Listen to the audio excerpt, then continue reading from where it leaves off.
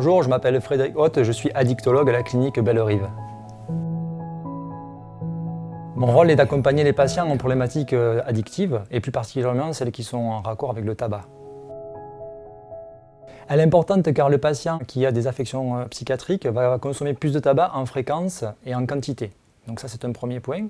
Le deuxième c'est que nous avons un public qui consomme aussi d'autres substances psychoactives comme le cannabis, l'alcool, la cocaïne. Et il y a souvent, le tabac est associé à ces diverses substances. Ça potentialise les effets, parfois ça permet de récupérer, et parfois aussi l'envie de consommer le tabac va entraîner une autre consommation. Tout d'abord, le patient qui a des problématiques psychiatriques va être très résistant à la nicotine, et donc une simple consultation ne va pas suffire. Donc l'idée d'avoir créé un groupe qui s'appelle Moi sans tabac, tiré de ce qui se passe en France au mois d'octobre-novembre, donc pour commencer à avoir un groupe participatif où le patient va parler de ses ressentis, de ses expériences, travailler sur ses représentations, et aussi donc on va commencer à parler de prévention avec des informations claires et précises, et cela va commencer à créer l'ambivalence chez le patient, donc on va gagner du temps pour cette première consultation. Pour la consultation, le premier point est d'évaluer la dépendance du patient.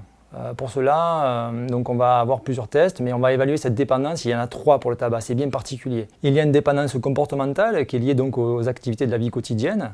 Il y a une dépendance donc physique qui est due à la nicotine, ce qui va créer l'effet de manque, et une dépendance psychologique donc pour rechercher de la réflexion, de la relaxation ou réguler ses affects négatifs, la colère, la tristesse. Ensuite, vérifier avec le patient s'il n'y a pas de polyconsommation, donc d'autres consommations de produits, ça c'est important. Vérifier son degré de dépression ou d'anxiété, ça aussi c'est très important. Et vérifier de surcroît s'il a une problématique de poids.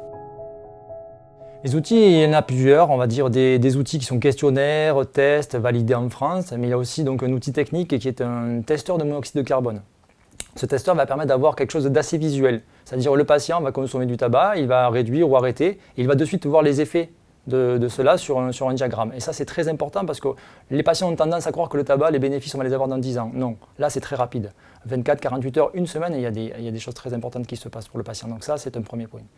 Après aussi il y a tout ce qui va être alliance thérapeutique, accompagner le patient, être en empathie avec lui, le mettre en confiance sur ce qui va se passer. Et surtout je pense que le professionnel de santé doit être vraiment considérer le tabac comme quelque chose d'important.